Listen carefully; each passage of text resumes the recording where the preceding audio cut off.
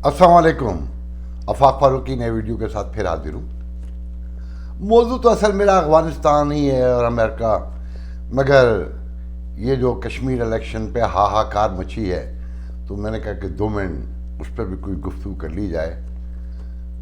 पता नहीं वो पंजाबी का एक जुमला ना कि तुसी कौन लोग हो।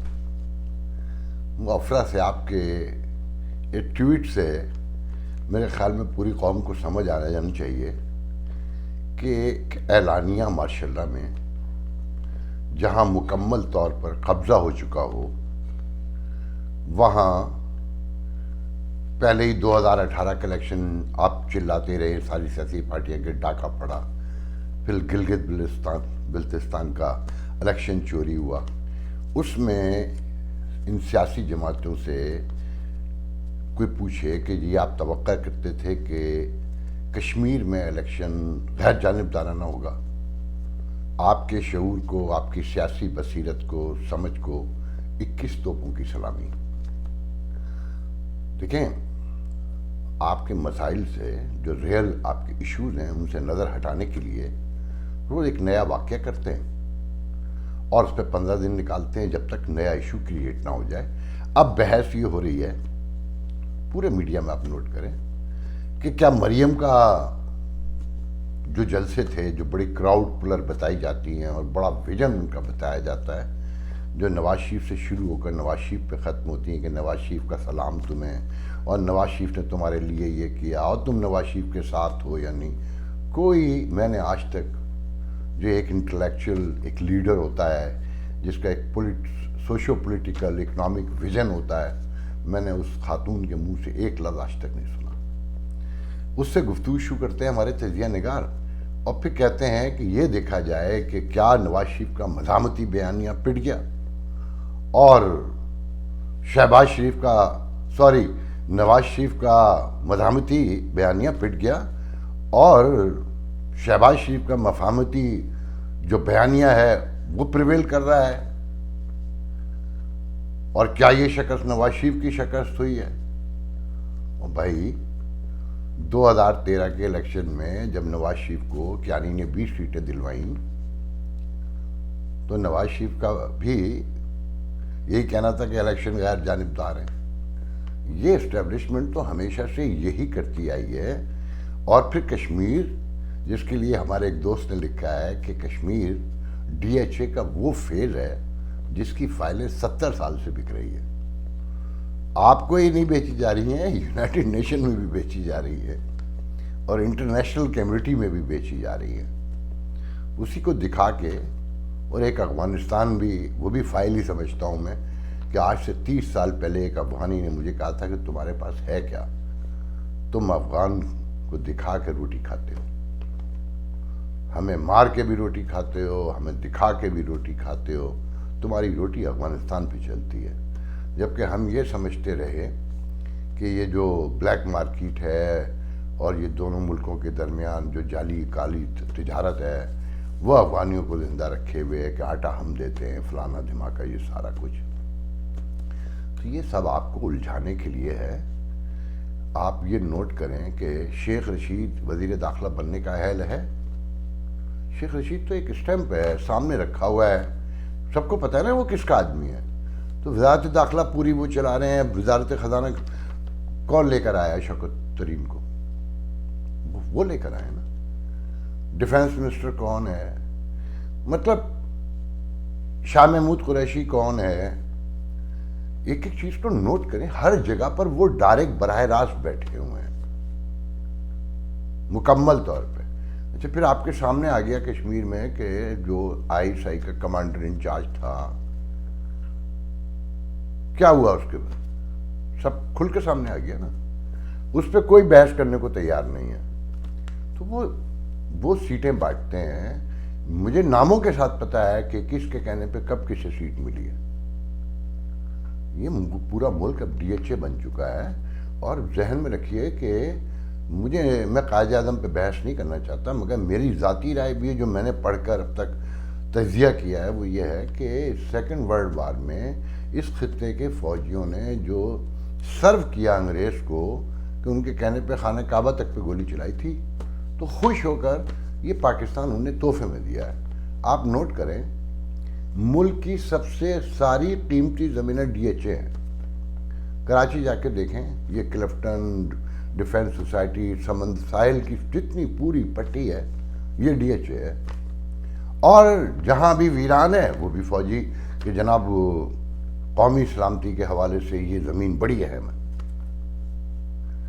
لاہور میں بھی میں جب پچھلے دنوں گیا تو ماڈل ٹاؤن کے برابر میں اچانک ایک بستی ابھری ہے فضائیہ ٹاؤن کے نام سے, air force town some thing, اور وہاں کلب بھی ہے ایک.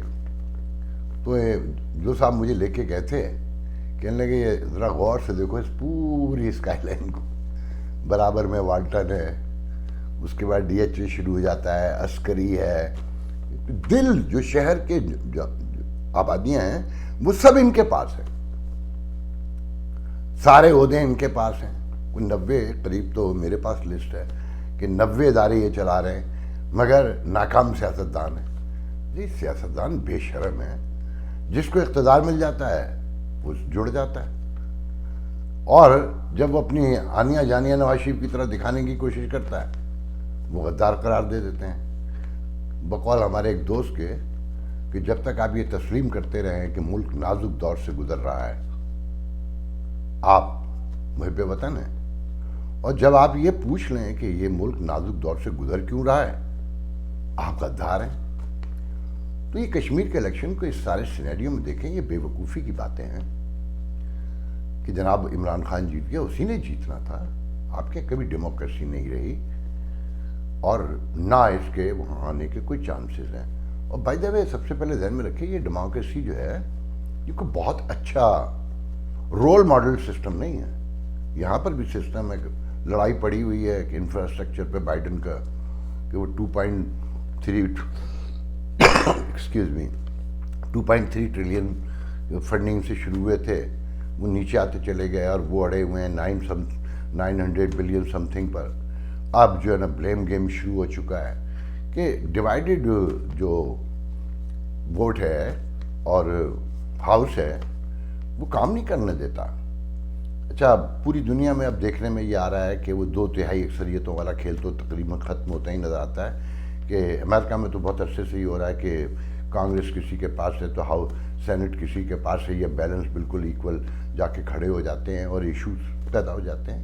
تو مسائل اس میں بھی, مگر اس میں بھی اس کے باوجود اگر آنیسٹی ہو تو آپ رن کر سکتے ہیں, آپ عوام کو کچھ نہ کچھ دے سکتے ہیں جب تک کہ کوئی نیا نظام نہ آئے یا اس میں بہتری نہ آئے, ایڈجسٹمنٹ نہ ہو.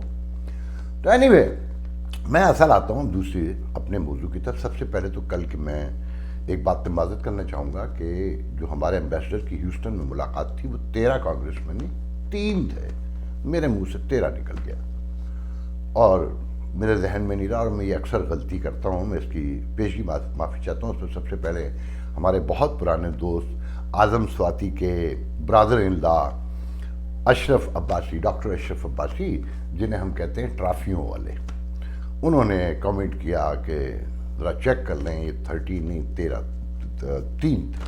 تو اینی وے اس کے بعد میرے ایک بہت ہی سیزن ڈپلومیٹ سے بات ہوئی, میرا ویلاگ آنے کے بعد میری بہت ڈیٹیل سے بات ہوئی. تو انہوں نے کہا کہ دیکھیں یہ چائنا بلاک والی کہانی کوئی ایگزسٹ نہیں کرتی, ہم چائنیز بلاک میں جا ہی نہیں سکتے کہ ہماری 1.5 ملین کمیونٹی امریکہ میں رہتی ہے, یورپ میں ہم 3-4 ملین کے قریب ہیں.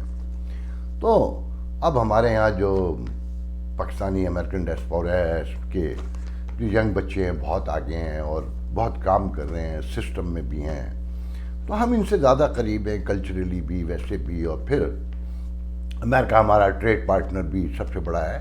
تو انہوں نے بتایا کہ $1 بلین کی کاٹن نہیں, ہم نے سویا بین را میٹیریل اور کاٹن $1 بلین خریدی اور $6 بلین کا. 6 بلین کا تو میں پہلے بھی ذکر کر چکا ہوں کہ $6 بلین کی ہم نے ٹریڈ امریکہ کے ساتھ ہماری اس وقت ہے.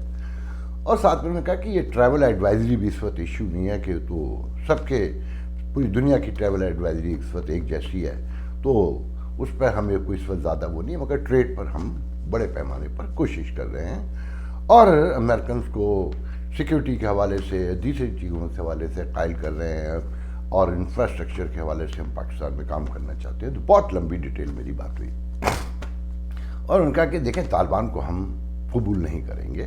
ہم نے سائن کر دیے ہیں تاشقند میں، امریکہ، روس، چین سب نے مل کر بیٹھ کر، تو یہ پاسبل نہیں ہے کہ ہم انہیں اس طرح سے ایکسیپٹ کر لیں. میں اس سے ایگری نہیں کرتا. میں نے ان سے ہمبلی وہاں کوئی ڈیفر نہیں کیا، میں ان کی باتیں سنتا رہا. میں آج اس پر گفتگو کروں گا کہ دیکھیں جناب، آپ کی اسٹیبلشمنٹ، اب یہ خبریں آ رہی ہیں، دیکھیں آپ کے میڈیا میں تو کچھ آتا ہی نہیں ہے. وہاں تو وہی کشمیر ایشو گھسا ہوا ہے نا، کہ نواز شریف کا مداحمتی بیانیہ اور شہباز شریف کا مفاہمتی بیانیہ. اس میں ایک آخری بات یہ بتا دوں کہ اگر آپ کو یاد ہو، میں نے جو 2 لاسٹ جو کیا تھا ویلاگ، اس میں کہا تھا کہ اگر غیر جانبدارانہ سے الیکشن کچھ ملتے جلتے ہوئے تو 15 سیٹیں ان کو ملیں گی، ورنہ انہیں 6 سیٹیں دینے کا وعدہ کیا ہے. وہی 6 سیٹیں ملی. آپ نے دیکھا نا. تو آپ کو کشمیر ایشو پہ لگایا ہوا ہے، مگر جو اصل ایشو ہے افغانستان، جو ٹی ٹی پی ہے، اس کی واپسی شروع ہو چکی ہے. شمالی علاقوں میں لڑائیاں شروع ہو چکی ہیں. جو خوف ہے سب سے بڑا، جس پر آپ کی سیکیورٹی ایجنسی اور دوسرے ادارے جو ہیں آپ کی توجہ نہیں آنے دے رہے. اور تجزیہ نگار یہ کہہ رہے ہیں کہ اگر افغانی طالبان پاکستان سے لائل ہیں، جتنی خدمت کی ہے ہماری اسٹیبلشمنٹ نے، تو انہیں روک لیتے نا کاروائیاں کرنے سے. مگر وہ دونوں ذہنی طور پہ ایک ہیں، داعش کے لٹریچر کو فالو کرتے ہیں دونوں، اور مل کے کاروائیاں بھی کرتے ہیں افغانستان میں. اور پھر ٹی ٹی پی کے جو ناراض دھڑے تھے وہ واپس آنا شروع ہو گئے ہیں، وہ آپس میں جڑنا شروع ہو گئے ہیں. ٹی ٹی پی میں واپسی ہو رہی ہے ان کی، اور وہ ایکٹیو ہونا شروع ہو گئے ہیں. اور جب مہاجرین بڑے پیمانے پر آئیں گے تو ان کی سب کی واپسی ہو جائے گی. رد الفساد کے دوران اگر آپ لوگوں کو یاد ہو، اکثر بہت سے لوگ کہتے تھے، اور میں نے بہت کھل کے کہا ہے، کہ آج تک یہ پتہ نہیں چلا کہ ٹی ٹی پی کے کتنے لوگ مارے گئے، کتنے بھاگ گئے اور کتنے پکڑے گئے. کیونکہ اطلاعات یہ تھی، کیونکہ میڈیا تو جانے نہیں دیتے تھے. گیم کچھ اور تھا. جیسے سوات نے ملا فضل اللہ کو خود بھگوایا تھا انہوں نے کیانی کے ایک وزٹ کے لیے، کہ کیانی کو سوات آنے دے، تو اس کے بدلے میں ملا فضل اللہ کو بھاگنے کا موقع دیا گیا تھا. اسی طریقے سے شمالی وزیرستان، جنوبی وزیرستان سے ان کو بھاگنے کا موقع دیا گیا تھا. اب ان کی واپسی شروع ہو رہی ہے. جب واپسی شروع ہوگی اور جب دلوں میں یہ بیٹھ چکا ہو اور اسٹیبلشمنٹ اس کو باقاعدہ پروپیگیٹ کر رہی ہو کہ افغانی طالبان نے امریکہ جیسی سپر پاور کو شکست سے فاش دے دی اور بھگا دیا، تو ٹی ٹی پی تحریک طالبان پاکستان کہتی ہے کہ جب افغانی طالبان امریکہ جیسی سپر پاور کو بھگا سکتے ہیں تو پھر ہمارے سامنے پاکستان کی کیا اوقات ہے، اس کی کیا حیثیت ہے. ہم جب چاہیں گے مار لیں گے، موقع اور ٹائم آنے دیجیے. تو جناب اس سچویشن میں آپ سارے معاملات کو دیکھیے. آپ کے ہاں تو سوشو پولیٹیکل جو سینیریو ہے، آپ کو کہانیاں سنائی جا رہی ہیں کہ بوم آ رہا ہے اکانومی میں. آ رہا ہوگا، کہیں پیسے آ رہے ہوں گے، مگر وہ ایک مخصوص آبادی میں بڑھ جاتے ہیں، ایک مخصوص طبقے میں بڑھ جاتے ہیں. نچلے لیول پر کچھ بھی نہیں ہے. غربت سے جو حال ہے عام آدمی کا. اور پھر میں آپ کو بار بار کہہ رہا ہوں، سوشل میڈیا کے آنے کے بعد ہم بہت سامنے آ گئے ہیں کہ ہمارے ہاں جو توہم پرستانہ اور جو کنزرویٹو متشدد انتہا پسندانہ مذہب پھیل چکا ہے کہ ہم کسی کی بات بھی سننے کو تیار نہیں ہیں. کہ قادم میں پڑھ رہا تھا، پوسٹ تھی کہ فلاں قادیانی کو فلاں شہر میں فلاں عہدے پہ لگا دیا گیا. بھائی قادیانی آپ ہی کی اسی زمین سے اٹھے ہیں، سن آف سویل ہیں، ڈاٹر آف سویل ہیں. وہ ہزاروں سال سے وہیں پیدا ہو رہے ہیں، وہیں مر رہے ہیں، وہیں ان کے قبرستان ہیں. مذہب کا عام زندگی سے کوئی لینا دینا نہیں ہے. کاش آپ یہ سمجھ لیں. کل رات جب میں نے یہ ویڈیو دیکھا کہ ایک ہندو کو گالیاں دی جا رہی ہیں اور کہا جا رہا ہے کہ تو اپنے بھگوان کو، اپنے رام کو گالیاں دے، اور نعرہ تکبیر اللہ اکبر سے لگوایا جا رہا ہے. اللہ مع الحفیظ. مجھے اس ملک میں رہتے ہوئے 36 سال ہو گئے. اگر میرے ساتھ کوئی کرتا تو کیا قیامت گزر جاتی. مجھ سے تو آج تک کسی نے نہیں پوچھا کہ بھائی محمد تم کون ہو، کہاں سے آئے ہو اور کیوں آئے ہو. تمہارا مذہب کیا ہے، تم نماز کیوں پڑھتے ہو، تمہاری یہاں اتنی مسجدیں کیوں ہیں، تم بڑے بڑے عید کے اجتماعات کیوں لگاتے ہو کہ جیکسن ہائٹ نیو یارک میں ابھی عید کی نماز کے لیے جو مجھے پتہ چلا میں حیران رہ گیا کہ پورا علاقہ کارڈن آف کیا گیا، ایک ایک سڑک بند کی گئی جو پہلے نہیں ہوتا تھا، اور پولیس نے پوری سیکیورٹی پرووائڈ کی، ٹریفک کو ڈائیورٹ کیا، اور سینکڑوں ہزاروں بنگلہ دیشیوں نے، کیونکہ ان کا انفلوئنس اس علاقے میں، اور وہاں کھلے عام نماز ہوئی، جبکہ آبادی کا میرے خیال میں 1% بھی نہیں اس ایریے کا۔ ٹالرنس کے بغیر آپ کہیں نہیں پہنچ سکتے۔ خدا کے لیے سوچئے، یہ آپ کو بہکاوے کے لیے یہ جو میڈیا میں جو کچھ ہو رہا ہے نا، آپ کو اصل ایشوز سے ہٹایا جا رہا ہے۔ باقی آپ کی مرضی ہے، چلیں انشاءاللہ کل آپ سے دوسرے موضوع پہ گفتگو ہوگی۔ اللہ حافظ۔